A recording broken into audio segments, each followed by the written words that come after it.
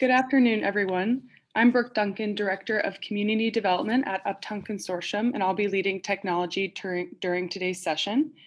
Please use the chat function to ask any questions, and also use the chat to message me if you have any technical issues. We welcome you to today's webinar, and I'm pleased to introduce Beth Robinson, President and CEO of Uptown Consortium. She will be leading today's session. Take it away, Beth. Thank you, Brooke, and welcome everyone. We're so happy that you could all join us, and welcome to our distinguished panel today. This is our virtual series that we've been doing for over a year now, primarily as a way to keep in touch with our community here in Uptown and beyond during COVID when we couldn't meet. But it's been so successful that we're continuing it, and so we're just very happy that you could join us today. As Brooke said, I'm President and CEO of the Uptown Consortium. And just a little bit of background, the consortium is a community and economic development organization working to bring jobs and new investment here in Uptown. We were founded by the anchor institutions here, and our members include UC Health, Cincinnati Children's Hospital and Medical Center, Tri-Health, the Cincinnati Zoo and Botanical Garden, and the University of Cincinnati. And so today we have one of our member institutions featured, and what we're going to focus on today is a significant new development in our innovation district here in Uptown.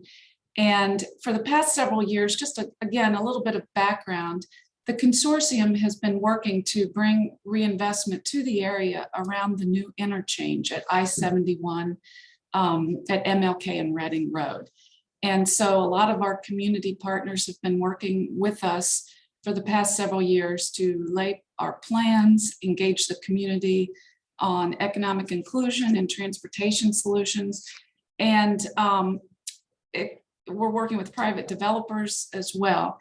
And the first project coming out of the ground, which we get a lot of questions about, is the new Digital Futures building that Terex and Messer are developing on what we call the southeast quadrant of Reading and MLK. And it's a beautiful new building that's really taking shape. And we often get asked, what is UC going to do in that building? Because a year or so ago, UC announced that they would be occupying that building, all 180,000 square feet of space. So I'm very happy today to be able to bring leaders from the university to tell us a little bit more about what's actually going to happen there and what is Digital Futures. So we're looking forward to this discussion. Just a little bit of background on how we're going to proceed today.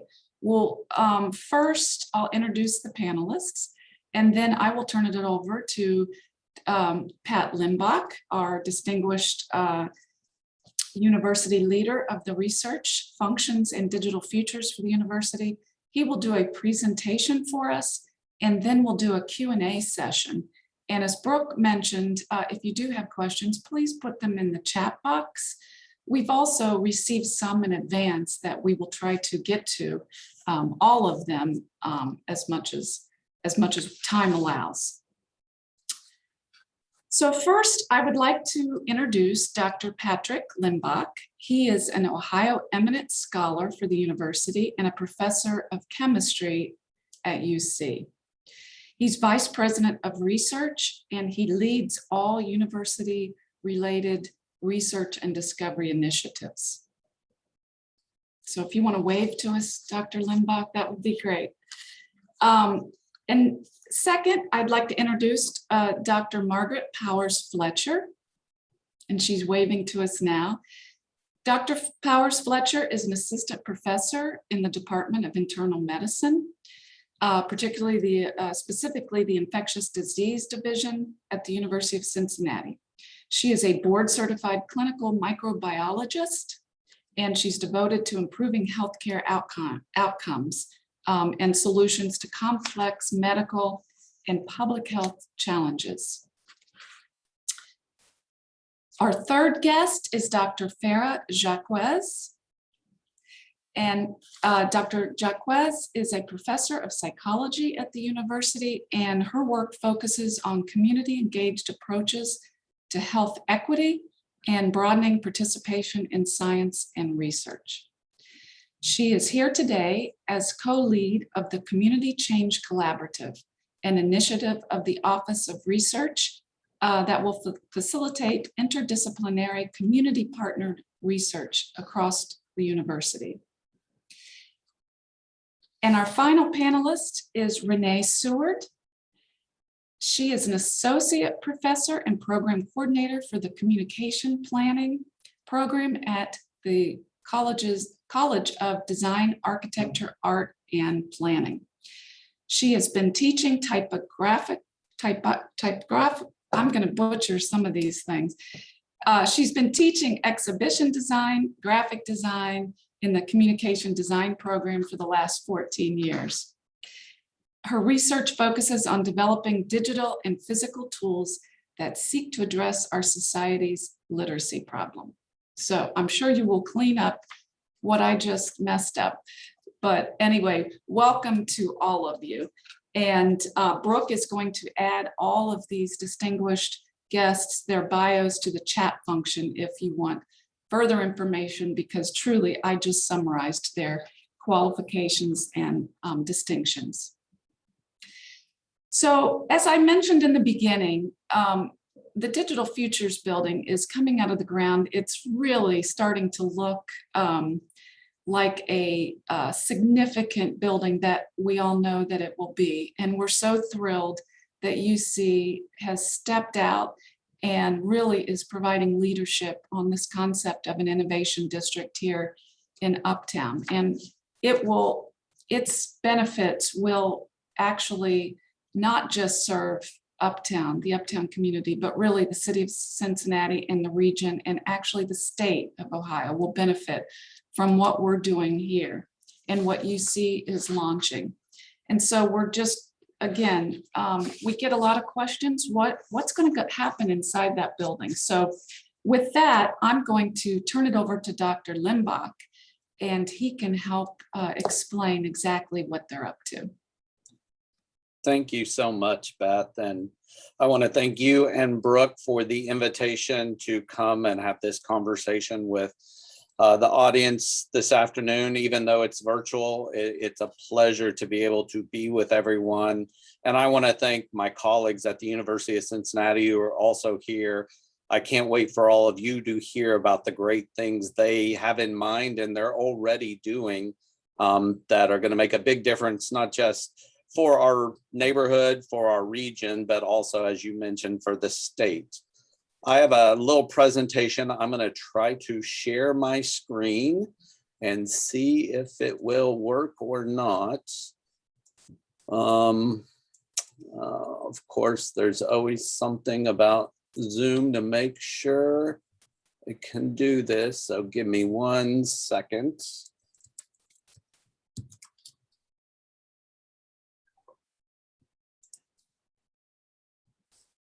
I'm going to have to come back in real quick, but I will be right back with the presentation open.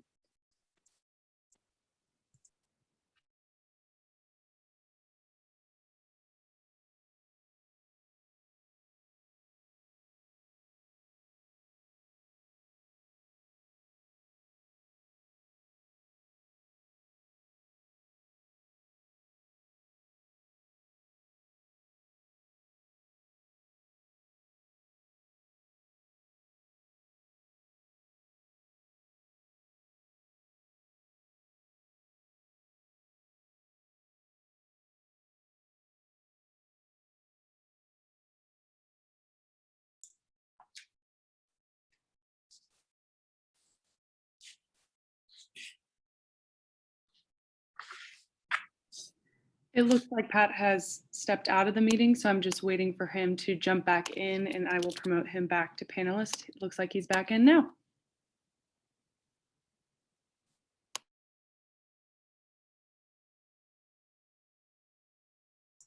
Yeah, sorry about that, everyone.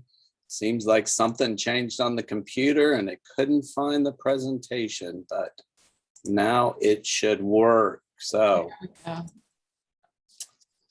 I'm going to also just turn my own video off for a second while I do this. Oops, let's go back.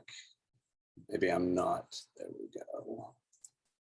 So I don't have to look at myself while I'm talking. Anyhow, as I mentioned, thank you again for the opportunity to be here. I want to reiterate one thing that Beth said that I think is very important for everyone in the audience to know.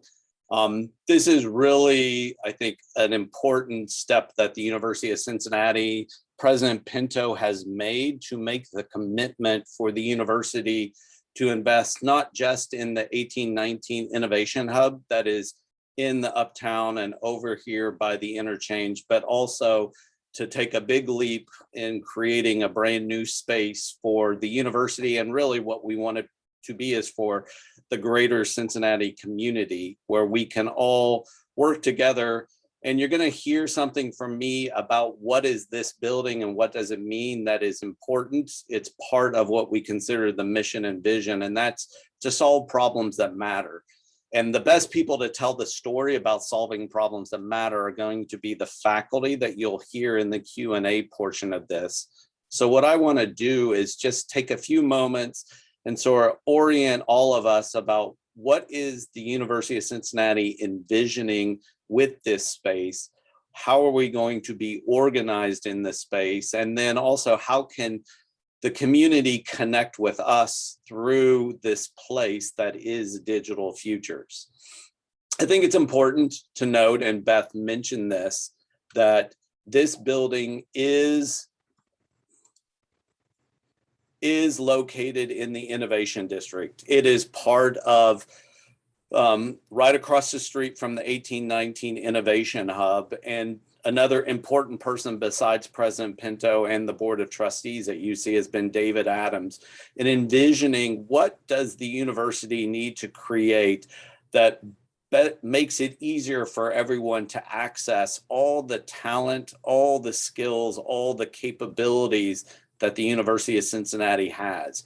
And so if you think of our 1819 Innovation Hub, that's really geared around how to engage with corporate partners and our undergraduate student talent.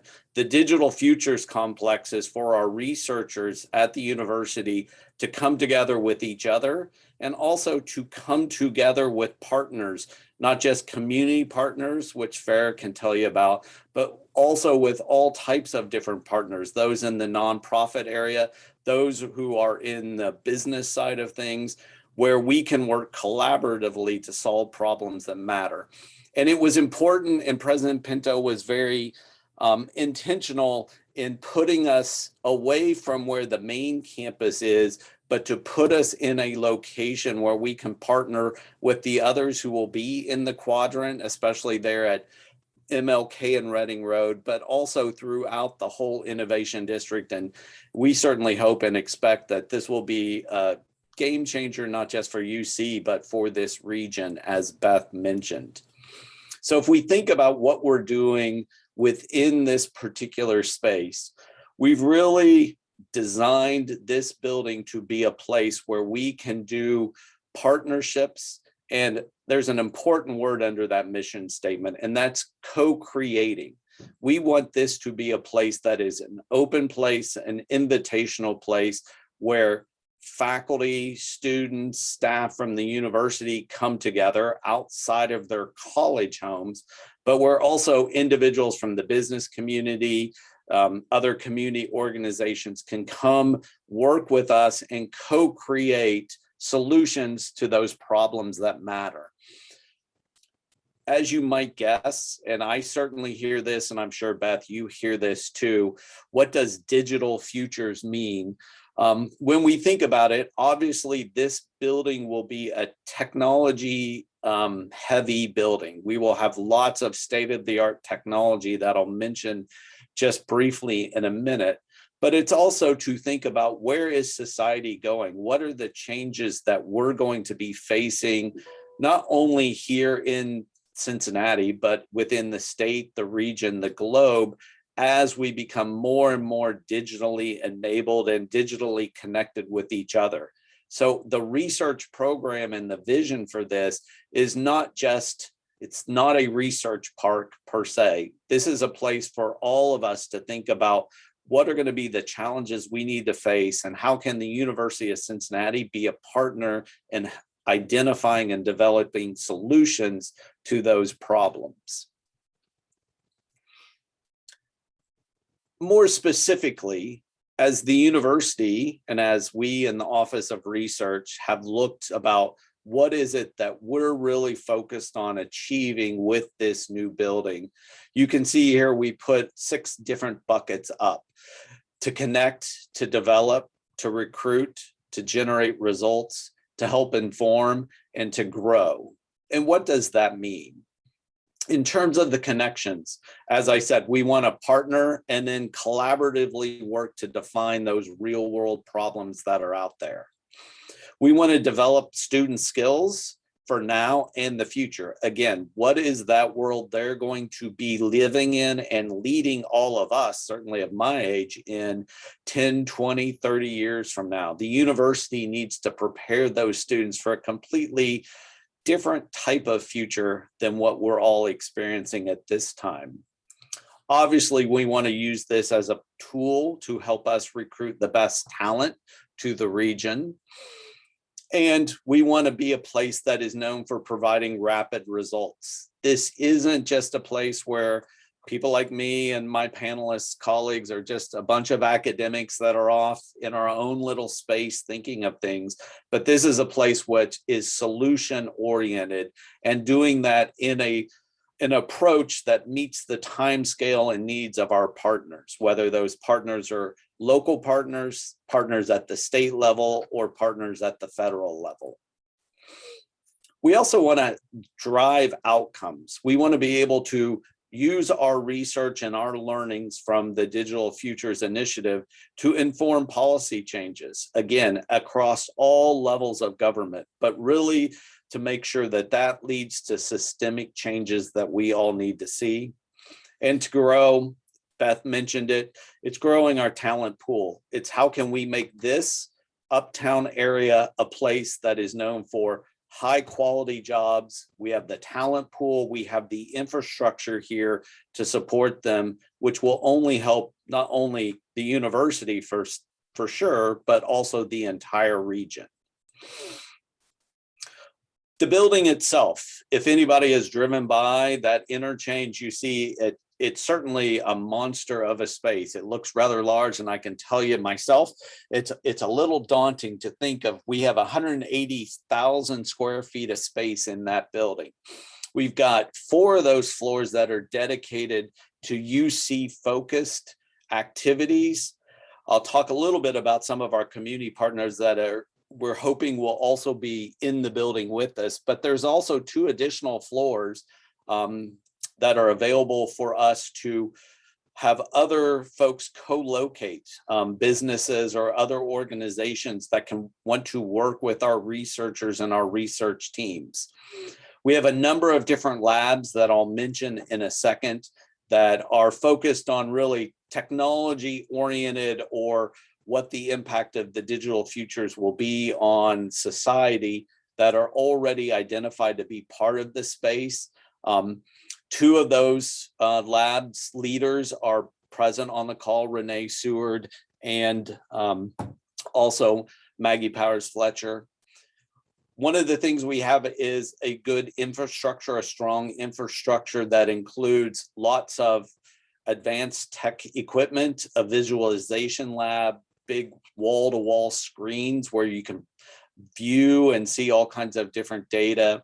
We have AR, VR capabilities. We're going to have HPC, high performance computing capabilities, some other special capabilities that are there for our researchers and our partners.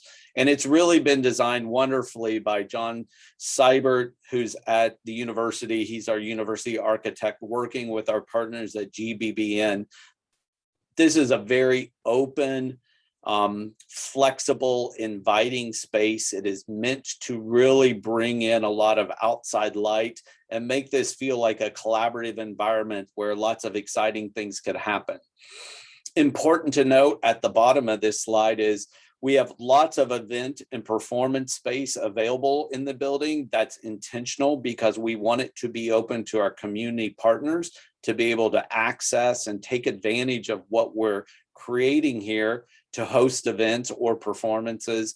And we're also putting on our first floor a marquee exhibition space where we will be using advanced technology, AR, VR, mixed reality types of technologies to tell the stories of our city.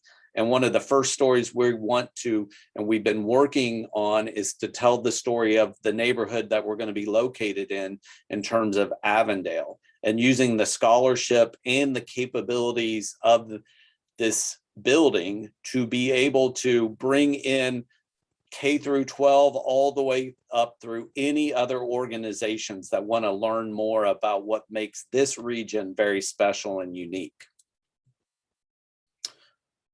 As I mentioned, we have a number of faculty that will be in there. So if you can imagine, as this space is organized, we have sort of a first floor that is an exhibition, meeting, performance space, a gathering space.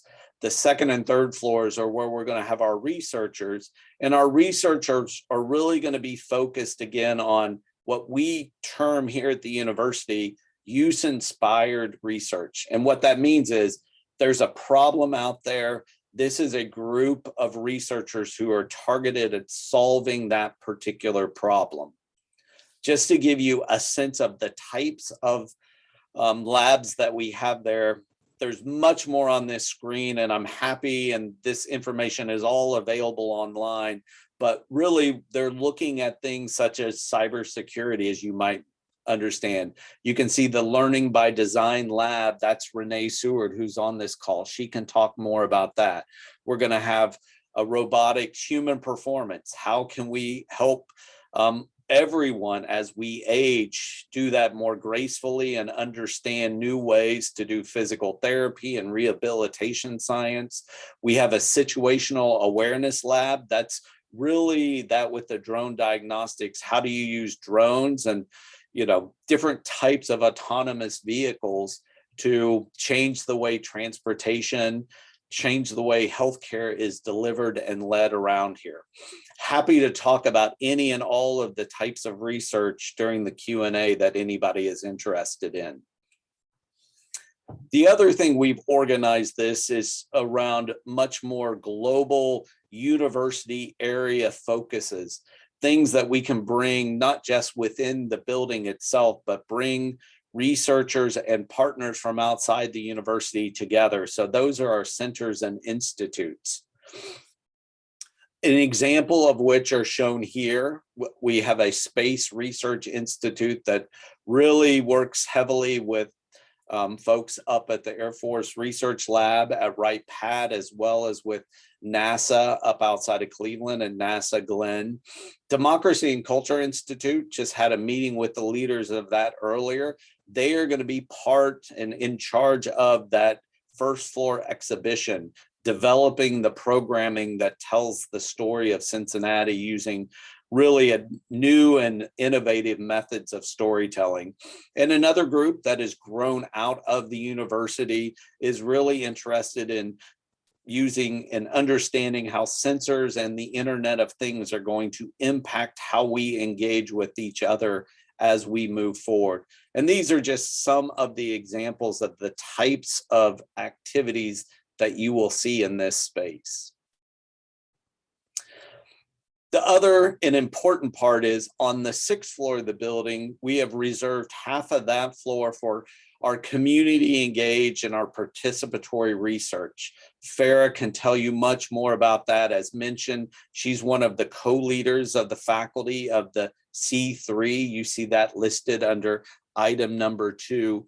But we really want to bring in community partners, especially those in the nonprofit arena, to work with us on issues and concerns that are going to affect sort of what our society and our way of life looks like moving forward. So you can see, and I'll let Farah tell more about C3 when we get to the Q&A, but we also have a nonprofit leadership program that is going to be headquarters out of here, as well as an effort on sustainability and what the university can do to lead that.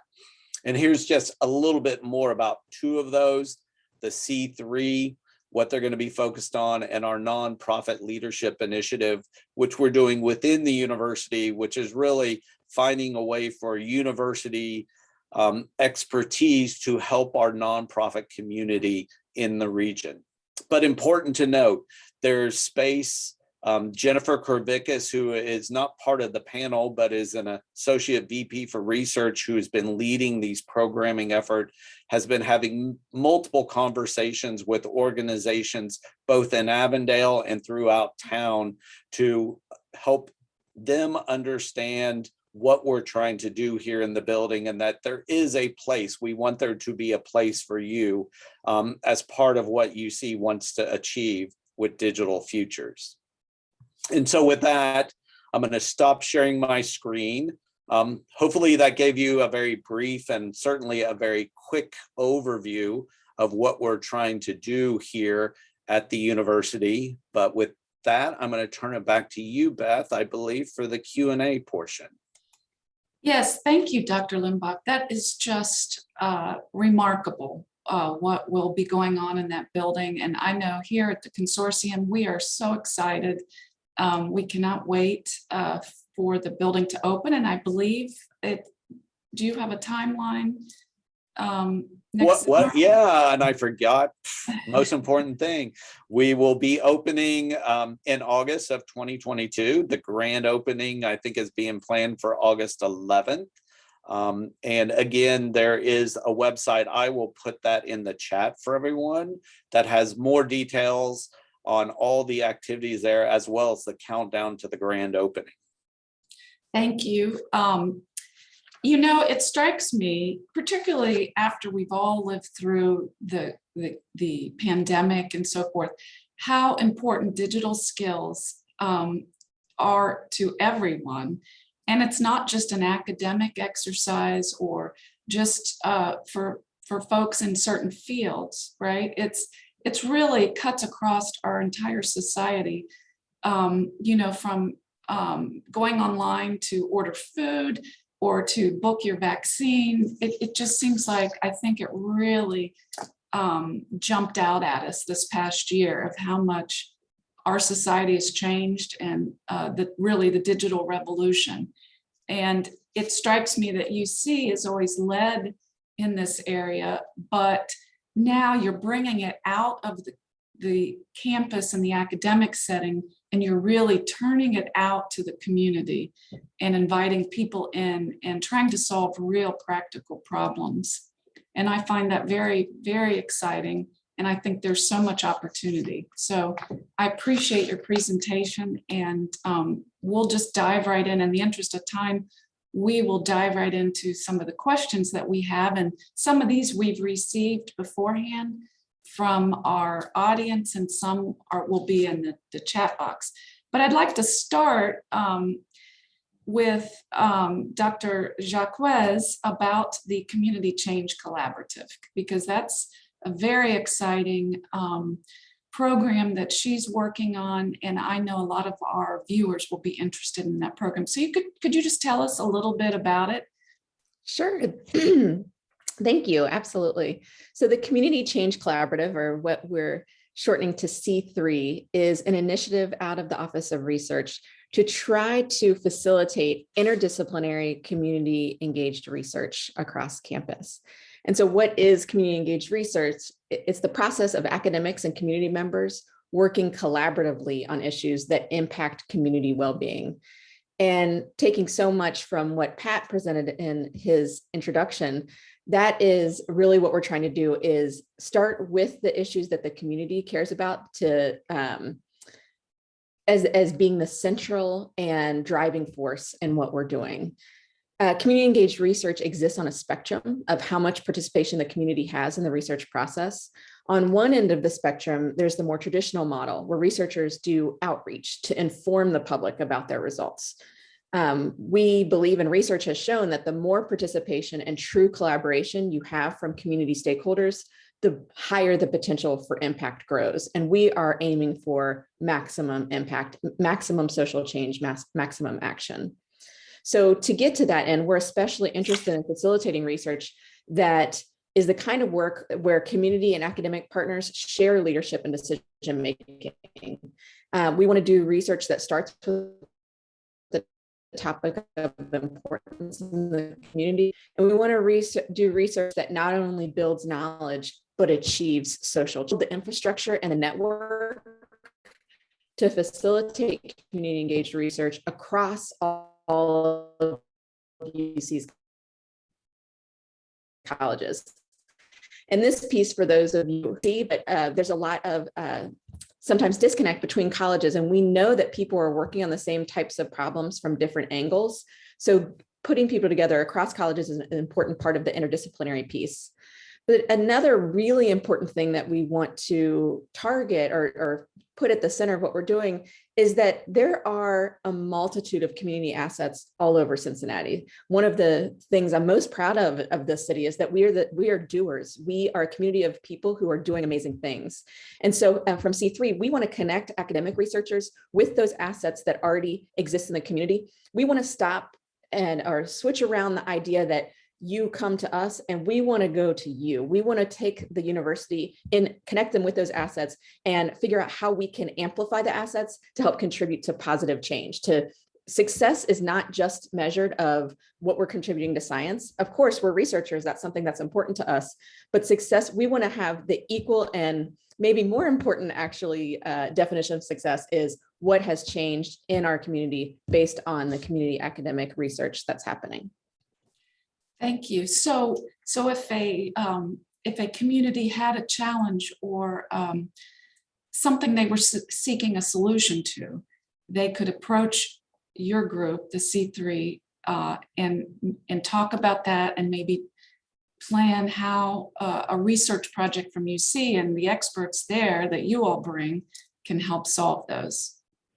Yes. So we are trying to build a network so that we are primed when people do come to us, and they can reach us in a lot of different ways. They can reach out to us directly. And by us, I should have said in the very beginning, I am one of 3 co-leads along with Kathy Maynard, who's Associate Dean in the College of Education of Ketch, and Jess Krasinski, who's an IT faculty member. And you can approach us directly, or you can find us through the Office of Research. And we're hoping that we have the network and the infrastructure built so that if you come to us, we will know who are the people doing work in that area so we can try to get you connected as soon as possible. And I'm going to transition into a question that I see in the chat of an example. And I will actually use an example that we're doing with Uptown Consortium, they approached us really wondering about the digital divide that's happening in Avondale. And knowing that we wanted to do something to address what we know are inequities that exist in Avondale in relation to other places in the city. And how can we, if we are entering this digital space, how can we make sure that we are building something that benefits the community where this building will exist? And so we have found a faculty member who specializes, whose level of expertise is in digital equity issues. We've connected with evaluators, and we're building a research team.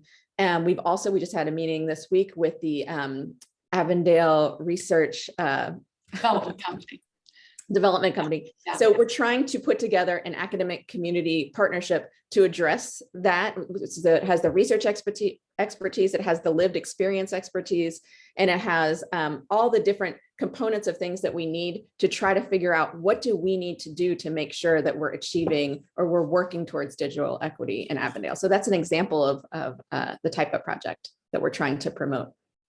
Thank you. And we could almost do a whole series on just that and your program. But in the interest of time, I'm going to move over to Dr. Powers Fletcher and ask you, how do you feel this space is going to enhance collaboration among the different colleges that you see and with your program that you're working on? Yeah, absolutely. And thank you for the opportunity to talk about this. I'm so excited about the potential that Digital Futures has. So I'm a faculty member, as you introduced, in the College of Medicine.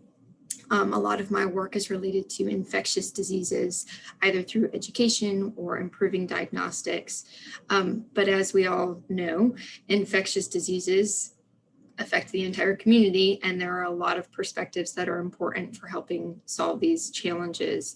So a lot of my work is very collaborative, and an example of that is I work with colleagues in the College of Arts and Sciences in the mathematics department, in geography. I work with investigators with UC libraries. We are attempting to do this very multidisciplinary work.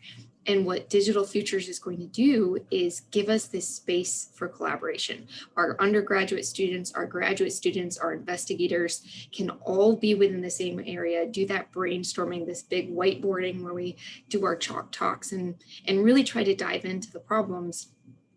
This will give us a space where we are all together working toward that effort. And I think it is just such an amazing way to cross between the colleges and allow us to share our areas of expertise.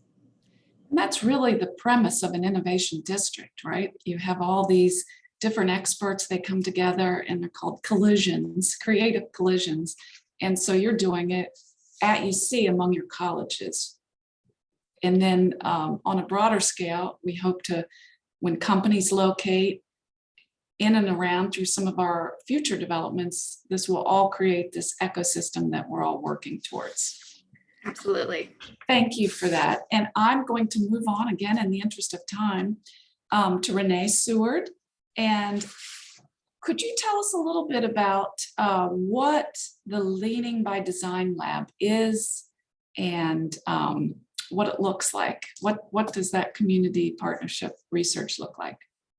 Sure. So I'm so happy to be here as well. The Learning by Design Lab is a collaborative lab collaborating between designers from the College of Design, Architecture, Art, and Planning, as well as communication sciences and disorders, and some industry partners in business marketing and computer science. And we're all curious about how do we develop technologies that help struggling readers learn to read of any age.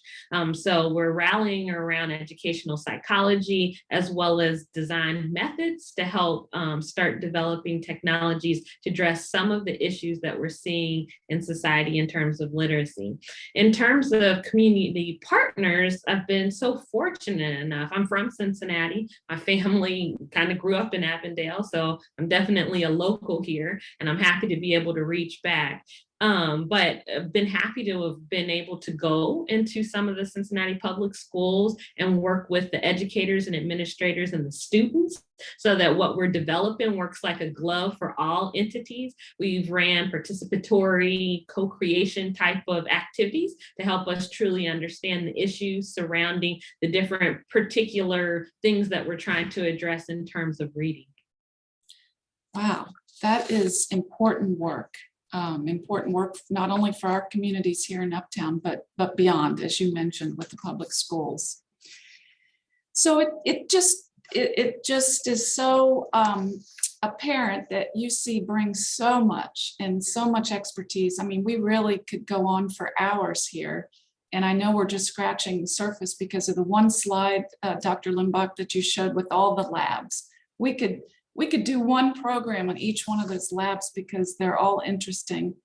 But one of the things that, and I'll direct this question to you, Dr. Limbach, one of the questions is, will there be any job opportunities for Uptown residents, and particularly in Avondale, of course? As you mentioned, all of the development is in the neighborhood of Avondale. And we work closely with that community, as with all of our Uptown communities. And that's something we get asked a lot is what kind of jobs will be created there? Yeah, it's a great question.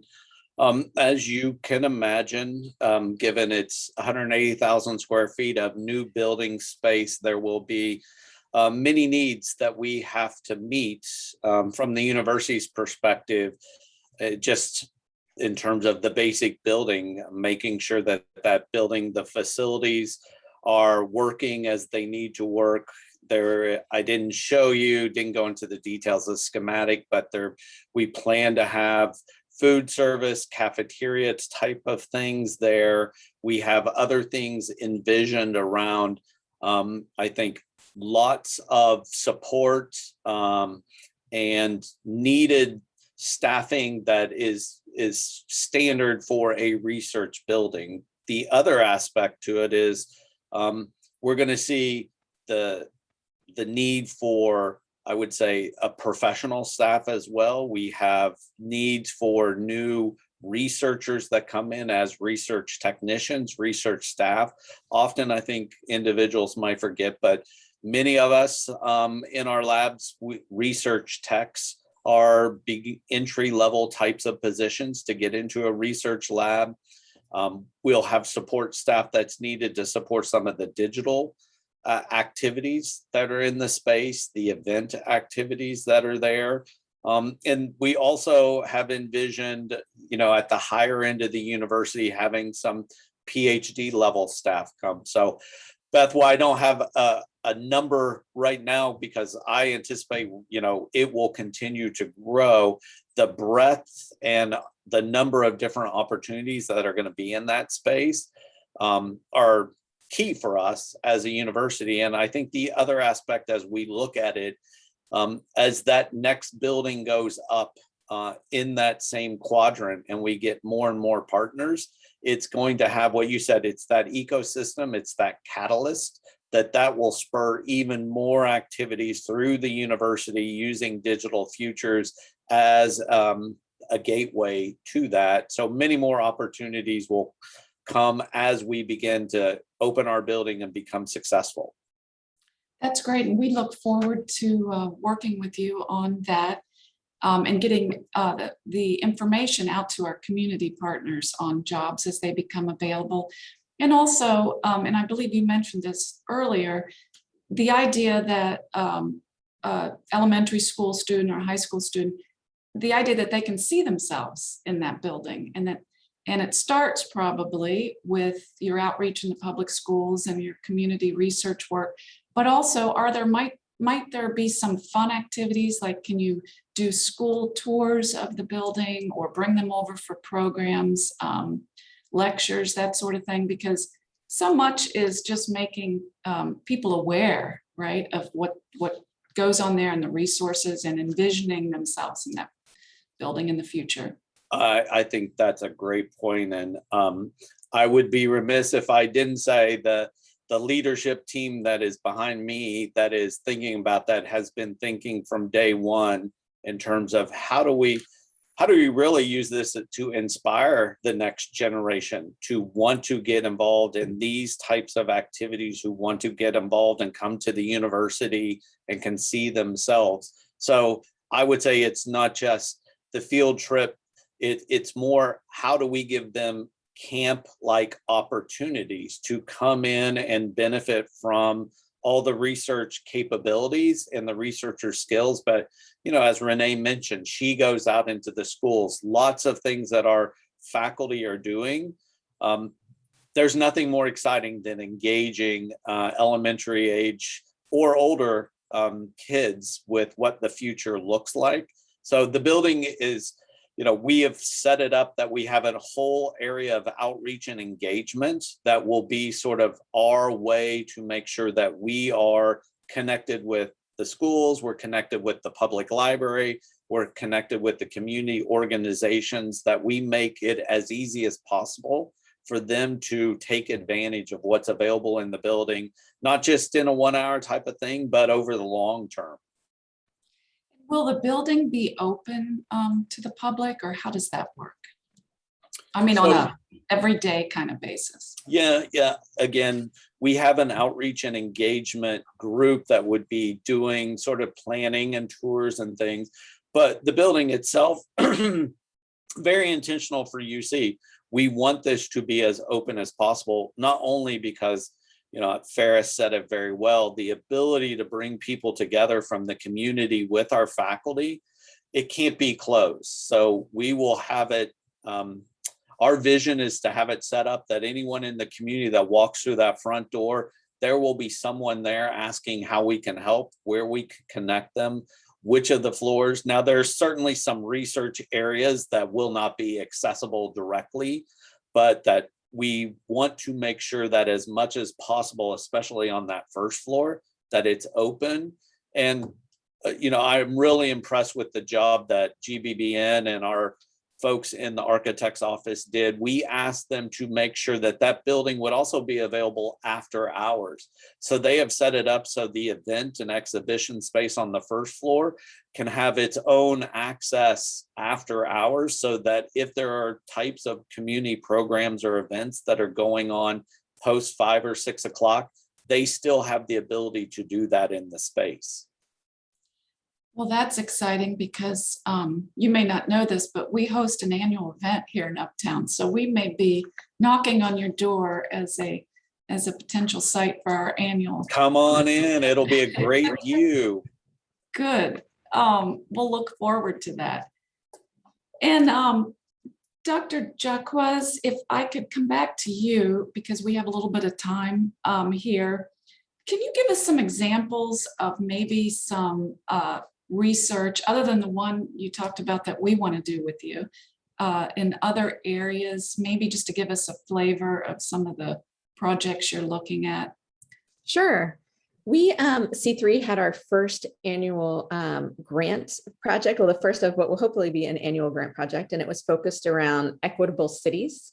And so we had a call out asking for community academic partnerships who were going to address the theme of equitable cities and whatever that means. And we got wonderful submissions, and we were able to fund 3 separate projects that I think really highlight the diversity that is possible in community academic partnerships.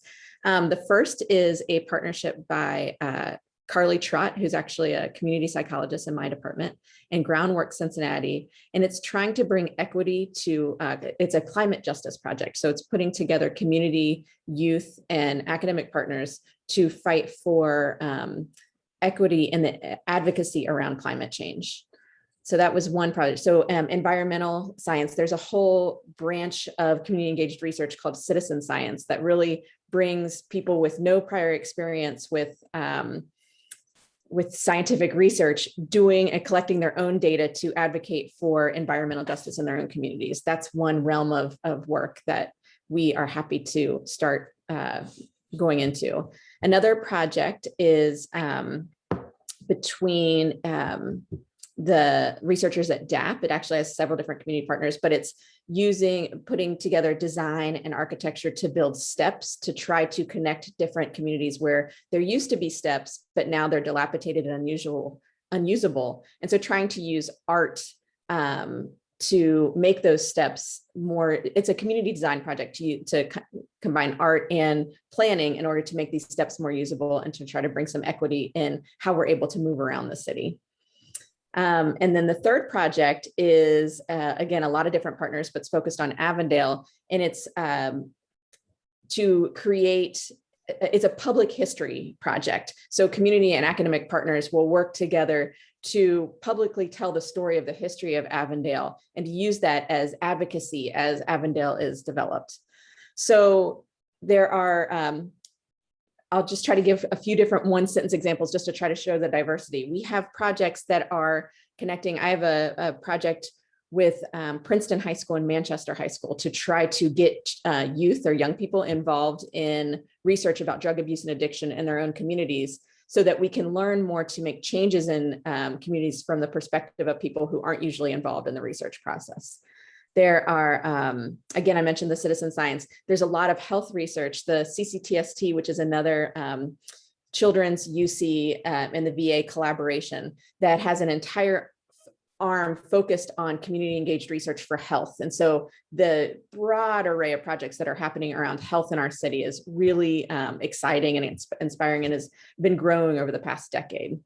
So the possibilities are truthfully endless, and the amount of people who are really, the amount of different types of expertise that are needed to deal with the problem, deal with issues and to find solutions is really, I think that's what we're all understanding, is that we need to know the answers from all these different perspectives. But one of the most important kind of expertise that we need is the lived experience expertise of the people who live in these communities.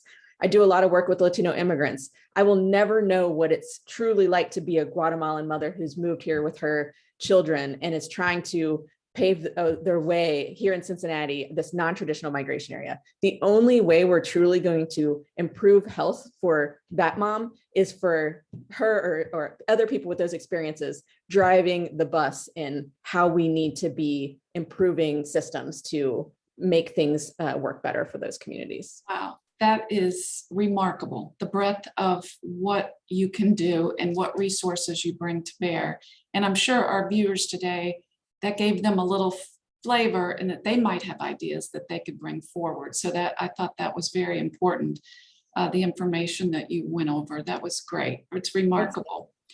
And Dr. Powers-Fletcher, just could you talk a little bit about how your work will be interactive in this new space? Because this really will be a state-of-the-art building and space and foster collaboration. Maybe just talk a little bit about that.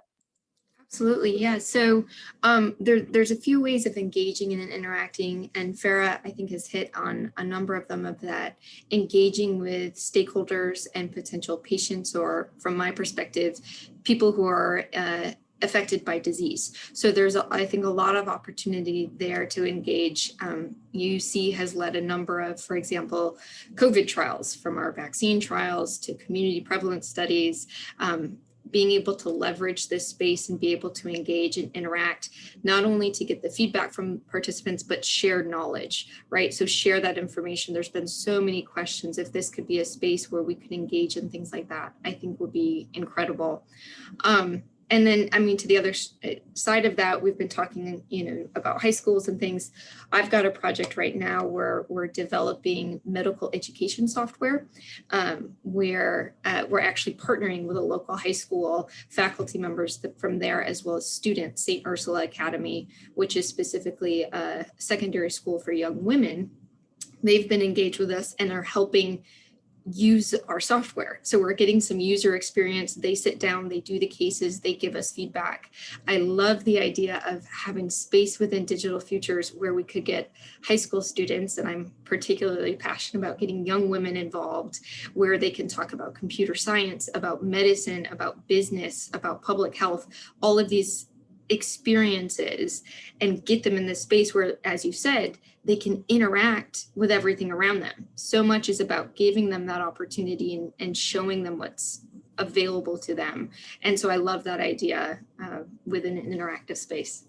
Yeah, that's exciting. And I'll ask the same question to Ms. Seward, is how interaction will happen within your lab.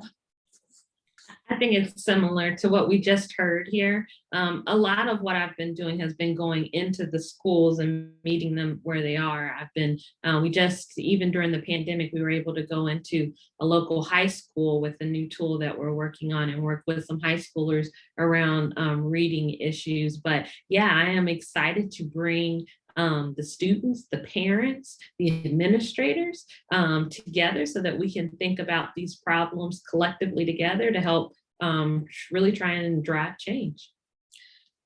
Well, thank you. That it just strikes me again that this building will be vibrant, right? There'll be a variety of uses. There'll be people coming and going, and it'll be a hotbed of activity, really, which is exactly what we want. And while we were so thrilled that UC planted their flag here at this location. And one of the things that we work on at the consortium is a lot of placemaking and planning work. And so we're working on some exciting transportation connectivity projects for an Uptown Transit Center. We're working with UC Health on that. We're also building in pedestrian connections and bike paths. And we're working on designing a greenway that will provide some outdoor space. So I would imagine, I know on that southeast quadrant that there will be green space outside your door. When the second building is completed, there'll be a construction zone for a little bit. But I could also see a lot of activity there as people come outside and that has exciting possibilities as well. So as we wrap up today, is there anything that you might want to add that any of you didn't get a chance to add or I didn't ask? And if it's okay if we covered everything, that's fine too. I just want to give you an opportunity if we've missed something important that you wanted our viewers to know. First, I just want to make sure I thank you, Beth, and all that you have done on behalf of my colleagues here at UC. I mean, they're the true superstars in all of this, and they are just representative of a much larger group of researchers and students and staff at the university are very excited about this opportunity. And I would want to piggyback on what you just said. We view the opportunities at this Avondale campus and in this innovation district to rethink, what we do with greenway spaces and what do we do with transportation, and can we use it as an experimental test bed, a living laboratory, so to speak, to see better ways to move people around and connect people with the jobs and, the work, live, play experience that could happen there. So I couldn't be more excited about the opportunities myself. And I'm very proud of what the university is doing, because this is truly different for the university. And it's something I think all of us at UC should be extremely fortunate that we have a city that works with us, and we have the type of leadership throughout this whole region that wants to work together to really make a difference for our city, for our neighborhoods, and for our whole state. Well, thank you very much for that. And thanks to all of our distinguished panelists today and spending your time with us. And it's really very important for us as well as our community to understand. And we can only explain it on a surface level. And everyone really wants to hear from you about what is going on at Digital Futures, what is Digital Futures, and what are the opportunities for our community there. And I think you've just done a tremendous job of explaining that.